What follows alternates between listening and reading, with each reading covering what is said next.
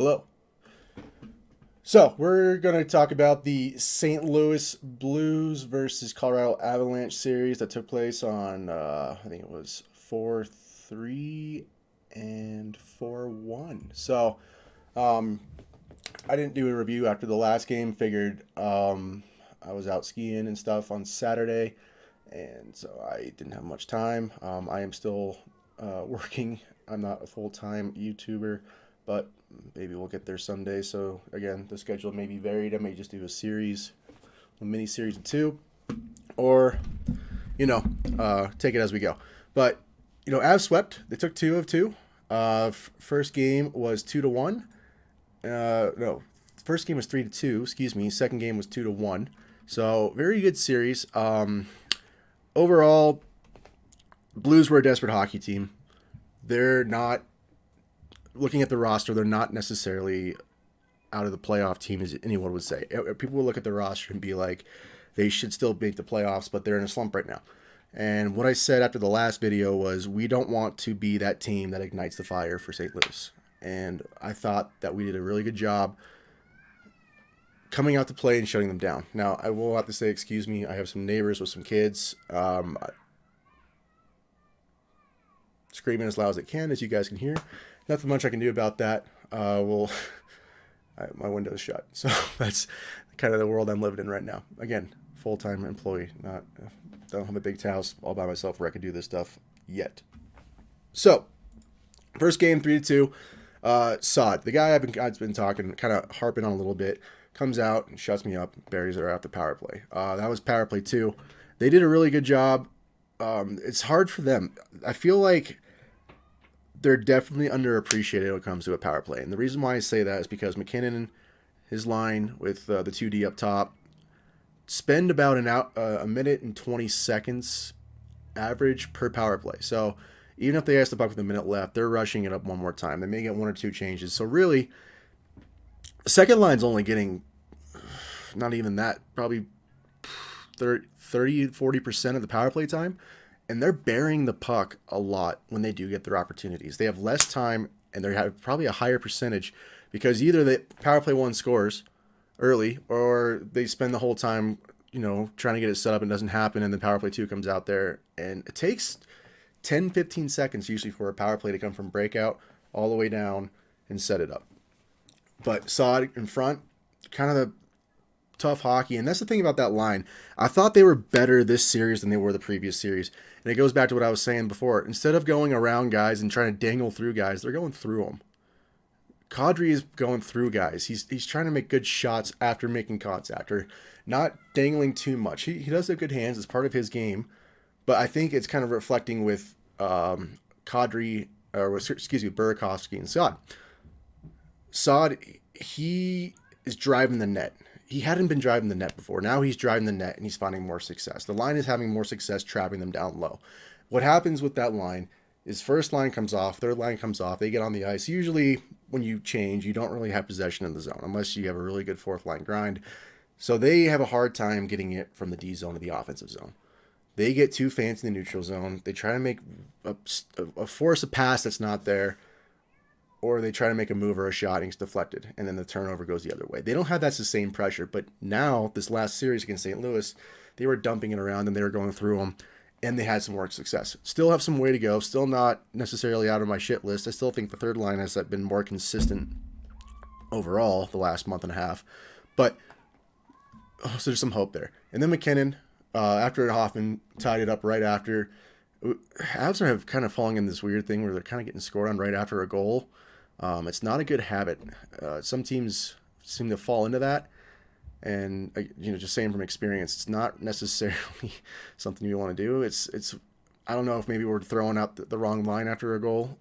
Maybe that's a little bit on Bednar, or maybe just on the guys for just sitting back. Oh, we got a goal, but it's been within 20 to a minute, a couple games in a row now where they've been scoring right after a goal, and that's just not how you want to continue the game. Right after, though, in that same first period, McKinnon goes down on the power play again and scores. He's starting to heat up. That was a good movement on the power play. They worked it down low, which they've had a lot more success on power play 1 by working it down low.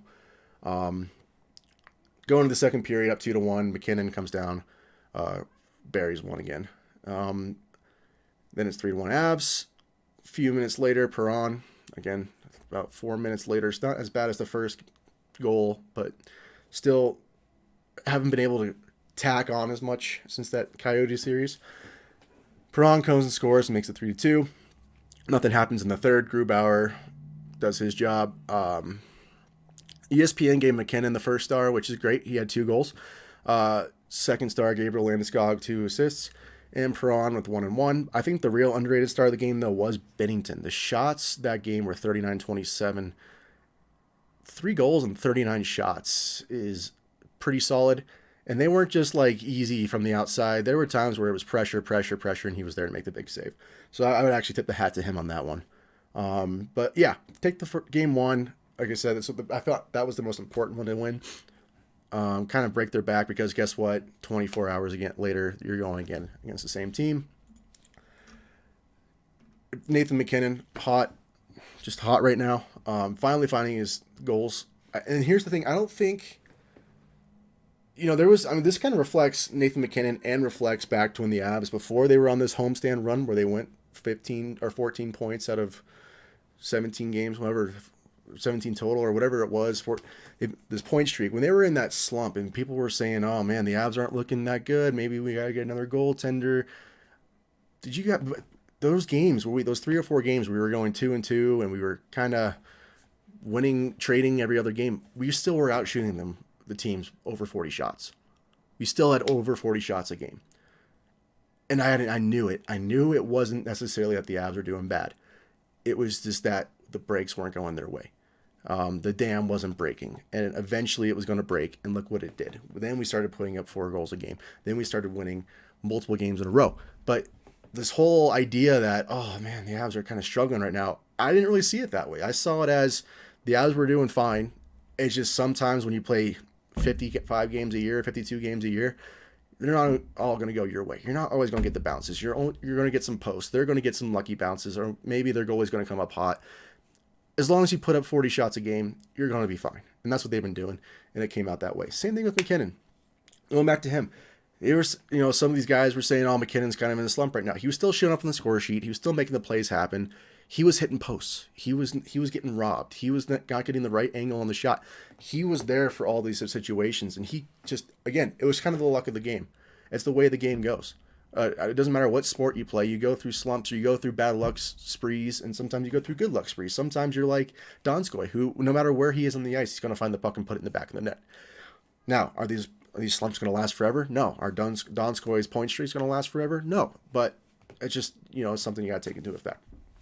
Anyways, Ryan O'Reilly in the first period comes back as 1-1, and then it was kind of just a back and forth game. I thought this series was overall better hockey than the Coyote series. Not saying the Avs played better, but I think it was just more what the Avs are going to see the rest of the year. I would rather play games like that for the rest of the season than win 9-3 the rest of the season, because these are the kind of battles against a desperate team like St. Louis that we need to learn how to win, so we can make a real push in these situations in the playoffs where it counts the most. Because we don't want the pull at Tampa Bay a couple of years ago when they lost to the Jackets and got swept because they came in riding this train, and whether they want to admit it or not, they were overconfident.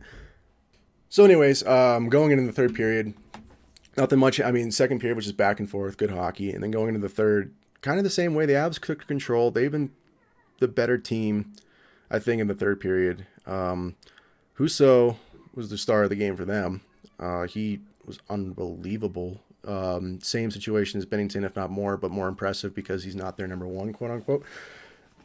But, at the end of the game, fortune favored the Avs. Makar got a good shot, found his way through. Just testament to his footwork. Very underrated. I don't think if Graves was there, he would have been able to get the same shot off. Not that it was a hard ripper, but Makari is able to create space on the point with his edge work alone. Not just his speed, but the edge work. Just don't know which way he's going to go. It can go any way in an instant. Does what every defenseman just needs to do. Get the puck on net. That's all you got to do. Get the puck on net. Good things will happen. And look what good screen. Lucky tip off Schwartz, I think. Boom. And at that point in the game, it's pretty much overtime. Some crazier things have happened, but Avs take the series 2-zip. I do want to highlight the power play. There was a difference between the power play in the first game and the power play in the second game. I'm going to focus on power play 1. Again, power play 2 doesn't get a lot of chances, so it's harder really to me to point out game by game what they've been doing good and bad. But let's take a look here. So this is the umbrella. This is what some people call it for the Avs, how they set up. And you can call it an umbrella because if you go like this, and boom, hey, look what we got. We got an umbrella. It's raining a little bit. Raining. So anyways, I feel like game 2 and a lot of the games this season when the Avs are not bearing these power play goals is because McKinnon and Rantanen are too stagnant. I think last game, McKinnon and him are not. We get the puck and we're trying to force passes or we're trying to force shots, which this shot's great, don't get me wrong, but it's a lower percentage than the opportunities when we buried the puck. And I think the main catalyst has just been these two guys. When they have success, they're moving this way. And what's happening is this defender right here has to follow, and this guy has to follow back, and he has to come back. So when he goes down, this defender falls back and covers front. This guy slides down, opens up this area up here. But when he comes back up, he follows. But this guy doesn't always come back. And it leaves this open pass here. It leaves room here. And it leaves more creativity for the bumper guy here. Because not always do these two guys are in sync as much as they have to. Even at the NHL, it doesn't happen that way. But again, Avs take 2. They didn't play bad. They played pretty solid and ran some good goaltending, and they're beating the adversity that way. It's kind of just the things are falling into place right now. Everyone says, I hope they don't get too hot too soon. Sure. I always hated that because really there's a difference between too hot and beating the shit out of teams. And they beat the shit out of teams with their shots. And that's just a sign to come. And you know that this team has experience. Once we get to the playoffs, that I don't think that's going to be a big factor. So now we're going over on the 5th to play Minnesota. Our friends up there who are looking to kind of make a push to catch us in the standings. They're kind of comfortable right now. It's not really a battle for them necessarily.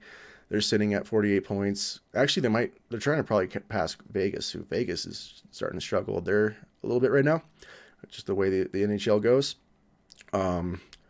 I'm not expecting it to be overly dirty. I just hope that we can shut down Kaprizov like we have been, because we're the only team that's really shut him down, which is crazy because he's a rookie, and I'm really not looking forward to playing him in the future, which is probably what people said about Makar for us. But it just depends on how their goalie shows up. Obviously, I think we're the favorite. There's not a team in the NHL right now that I think is better than the Avs. So it's pretty much either going to be disappointing or it's going to be a great game. But I love these Minnesota games. They're fast. They're not as rough as they used to be. They're kind of changing their game. Teams are adapting their game more to the Colorado style. That's all credit to Joe Sakic and what he did at the start, and to Bednar with the systems he's running. If you look at the games, hits, I don't think the Avs have been close to having the most hits in the game this year. And when they do, it's hurt them in the end. So I look for a lot of speed tonight and a lot of good shots, and I hope that we can do the same thing we did to them a few weeks ago and shut them down. But yeah, I'll definitely let you guys know how it goes, my thoughts after the game or games, depending on my schedule. And so I'm going to actually start watching it here in a little bit. But yeah, thanks for watching. Really do enjoy doing this. It's kind of fun. Hopefully you guys start liking it as well. I'm always open I'm going to read the comments or lack thereof. There's some weird bots in the comments, which means that maybe not people are commenting yet, but let me know your thoughts, what I can do better. I'm here to learn and just kind of enjoy my hobby and watch some hockey, and I hope you guys enjoy the things I say. As always, like and subscribe, and we will get you back out there next time after the Wild.